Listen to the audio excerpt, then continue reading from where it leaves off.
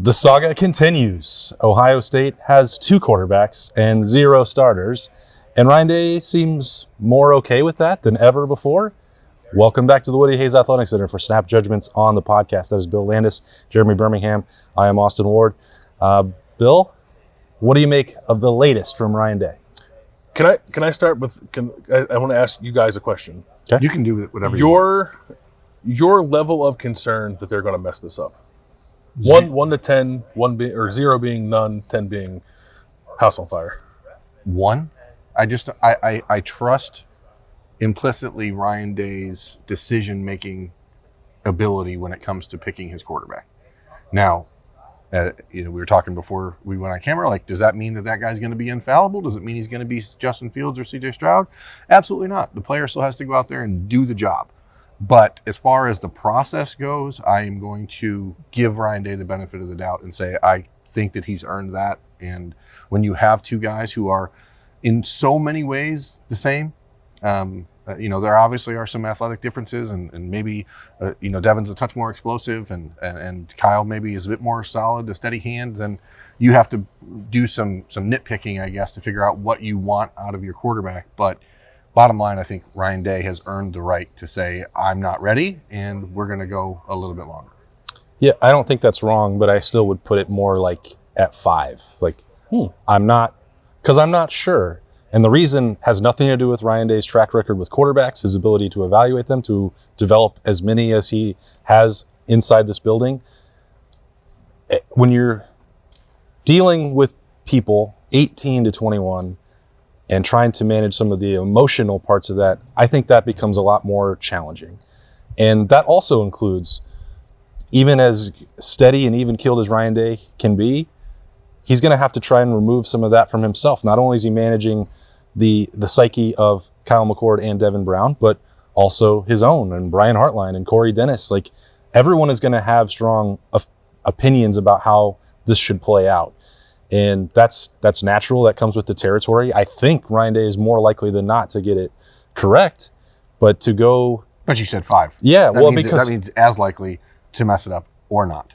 But I wouldn't blame Ryan Day for that. I think he's doing the best he can in this situation, which has become a lot more competitive than he would have thought going into August. I think we can all agree on that, right? But if you think that you're going to go on the road against the team that will throw every blitz imaginable at a new offensive line and not 1, but maybe 2 first-time quarterbacks, that's not a recipe for success in my mind. But he may not have any choice, and I understand it. I think no matter which one went out there in the first half against Indiana, I've said this all summer, all spring, it's going to get a little rough. That's going to be the first time that they're encountering a lot of these things. And if you then decide, well, I don't know, those 2 drives weren't good enough, they may need, like CJ Stroud did against Minnesota, more time to settle into a rhythm. And if you take that away, that's the reason I'm talking specifically about 1 game. I think it makes way more sense to pick a quarterback and go with it. As we talked about on this morning's podcast daily, though, like, there is the way the schedule sets up an opportunity, and you don't want to take much from Jim Harbaugh, but the way Michigan handled it a year ago may be the best way to handle this moving forward. And I don't think anyone would have really thought that 2 weeks ago. But I said it this morning. Like, I felt like coming into this week that for some reason he wasn't going to make an announcement, and then he didn't. Thank you, because I'm an idiot. But, you brought up a name that's interesting here and that we haven't talked about at all in this process, and that's Brian Hartline. He's a first-year offensive coordinator, and I do wonder if this hampers him a little bit more than maybe we've talked about, or if it's an indicator that ultimately Ryan Day is still the offensive coordinator here, and or maybe this gives him more reason to be the offensive coordinator than he had wanted 3 months ago. All right, put a number on it, Bill. Yeah, I'm like near 0. I'm not. And I'll be happy to be wrong about that if that ends up being the case. I think Ryan Day has a good feel for this. I am confident in, I guess, 2 things. 1, that they're not going to screw it up, and that they will know who the starter is by the time they have to go to South Bend. And I've come around on the idea that they both need to play. I believe that it has been neck and neck. I think Ryan Day is more or less not giving us coach speak when he's up there. I think everything he said about the back and forth nature of this competition is true, and that at different points it looks like one guy has pulled ahead and then he sort of regresses or the other guy comes back up, whatever, they're both playing at a high level that gives the coaching staff confidence that either one of them can win games. So then play them both and figure it out. Devin has not played at all. You need to see Devin Brown in games, or he has played, but like he's done nothing. He's had the ball off. Yeah. Kyle like has played some, but I think you need to see more of him in games too. And the schedule allows you to get into that. I have minor reservations about doing that against Indiana for the reasons that Austin stated, for the reasons that it's a road game, it's a Big Ten opponent, whatever. Like I don't think you treat them the same way you're going to treat Youngstown State, but I don't think it's that much different either. So play them both. I think they're both going to play against Indiana. Yeah, I don't know. He might name a starter next week, like tell us who's going to start first, but I think they're both going to play. I don't think that this Indiana matchup is on par with the 2021 trip to Minnesota even, where Minnesota was returning 87 60-year seniors, and you knew they had an NFL running back and an NFL offensive line, and they could do things to control the game a little bit more than I think Indiana is going to be able to do. So you're going to rely on Jim Knowles' defense against Indiana to make sure that the Buckeyes are on track, because the quarterbacks, to your point, likely won't be, because they will be a little bit disheveled from, you play 3 series and then you're out. You play 3 series. That's going to be an interesting – Ryan Day's not going to do that. If he comes out and starts Kyle McCord in that game, and Kyle comes out and goes 10 for 10 and three touchdowns in the first 3 series, I don't know that you have to play Devin Brown at that point. No, I think you do. I think you do. If you start Devin Brown and he does the same thing, then, I think these are discussions that are evolving. We expect so often that coaches – give us BS, and I agree with you. I don't think he's telling us like stories to keep people engaged. I think he would prefer to have a quarterback picked right now, and there's no value for him or for the program to lie about that. So if he says it's neck and neck, then I don't think we have any choice but to believe him that it's neck and neck. Yeah, you guys asked me about that a couple of weeks ago, and I said that I didn't think that he was being entirely truthful about that. It didn't match up with what, again, from the small sample size of 2 practices, I didn't think that was real, but it certainly has turned out that way. And I don't think he would say things like, well, one week somebody looked like they were really pulling away and I felt like I was going to name them the starter. And then another week later, I felt the opposite and it was the other guy. There's no benefit for him to continue to do that. He's not out there just pulling rugs from under people for fun. Yeah. Because if he says it publicly to us, they would hear that, both Kyle McCord and Devin Brown. So you have to be honest about that. And I think that he is doing that at this point. Like you have to take that at face value. And I am doing that, where 2 weeks ago I was wrong to not. Yeah. I'm curious, Austin, because I think you have been at times maybe a little more certain about the direction you thought this was going than Berm and I really have at any point, which I appreciate. How has that changed at all? Like, as right now we're less than 2 weeks away from a game, and we don't know who the starter is yet. We're talking about playing 2 guys. Like, how has your thought process evolved on who you ultimately think might be the quarterback? I think that Devin Brown has done more in this camp. Let me say it this way. As they've gone back and forth, there was a period in August where both quarterbacks were struggling, and I think that Ryan Day was throwing his hands up like, how can I motivate and get one to pull ahead of the other? And then both graded out a champion on Saturday. They've elevated their play. See, that's, for your point on concern 0 to 10, that's probably a good mark in favor for both of you. Yep. It has pushed both of them to get better. They have performed at a higher level, and I think that certainly Devin Brown deserves credit for that. There's the part where Ryan Day was asked about the notion that in a tie, that you should play the younger guy. And I think Ryan Day wanted to more strongly push back against that than he did. They each have 2 years left of eligibility. At least unless Kyle McCord was a starter and went out and was a Hall of Famer this year, then the odds are he's got 2 years playing in the system, and the same would be true for Devin Brown. Yeah, but let's set that part aside. I think the reason that I felt as strongly after spring, after summer, early in camp, based on, again, seeing a small sample size, that matched up to my expectations that the tiebreaker would actually be experience and not betting on in-season upside or what would happen in 2024. Ohio State has to win at Indiana in 11 days, 10 days, I don't know, however many it is. And we can brush aside that Indiana, soon. Yeah, whatever day we are recording, it is a Monday.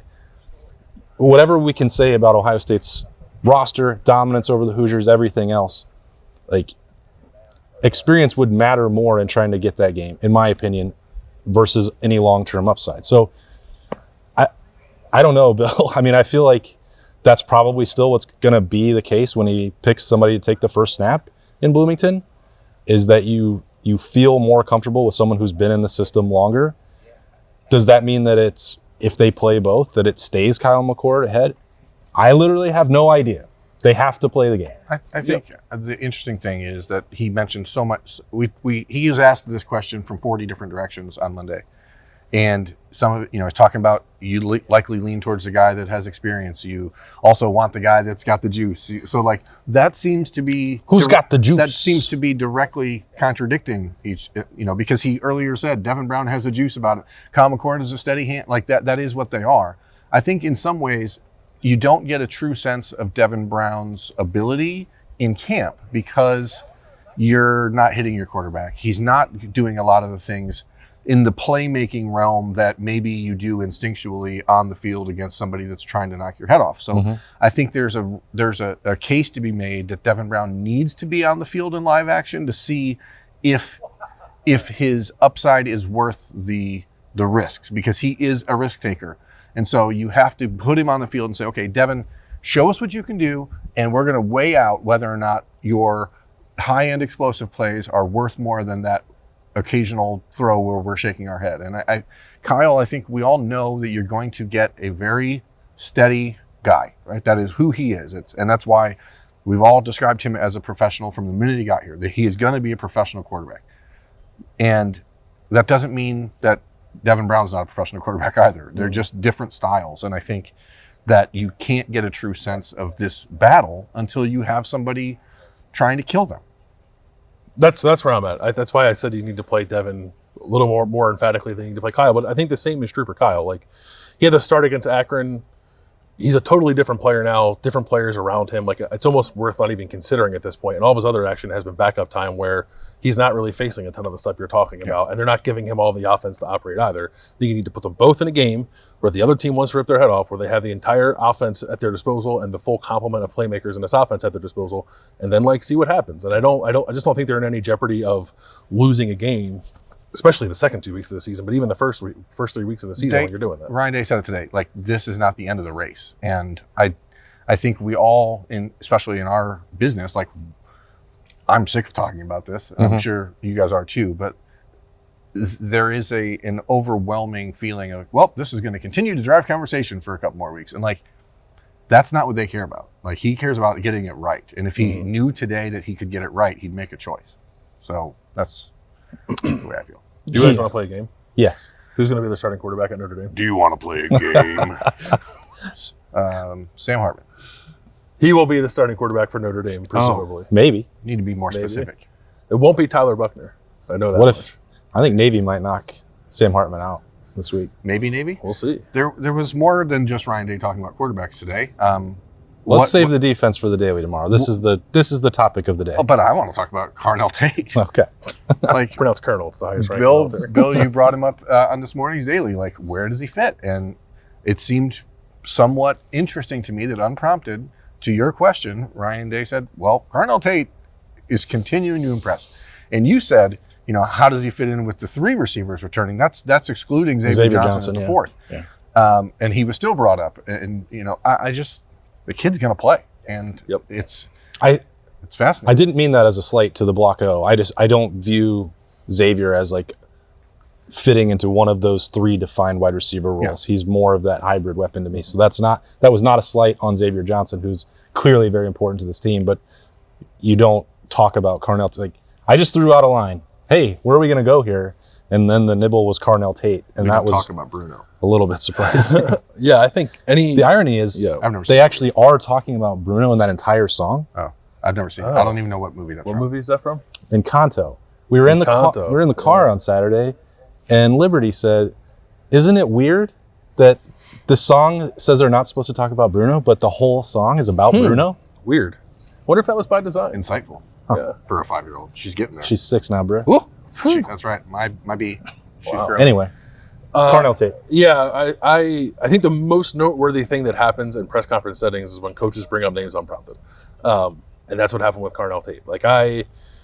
how's it happen? I don't know. I think there's probably room to get him into the mix, certainly in a more significant way than the guys were last year as true freshmen. Partly because I think you want to protect Marv as much as you can. You want to make sure you have him at the end of the season.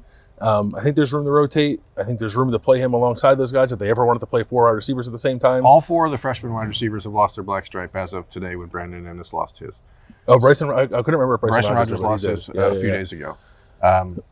That's pretty telling about that class and what they're doing. Mm-hmm. And again, I hate to sound like a broken record, but when you're living in this new NIL era and you've got 4 receivers and they're from 4 different parts of the country, you got to find a way to get them involved, because you don't get to just keep guys locked up in the locker room without playing and then hope they're still going to be here 3 years from now when they have multi-million-dollar NIL opportunities elsewhere. I guess that's true. But welcome to the new world. I mean, Marvin didn't play at all until the Rose Bowl. But Marvin wasn't supposed to be good, remember?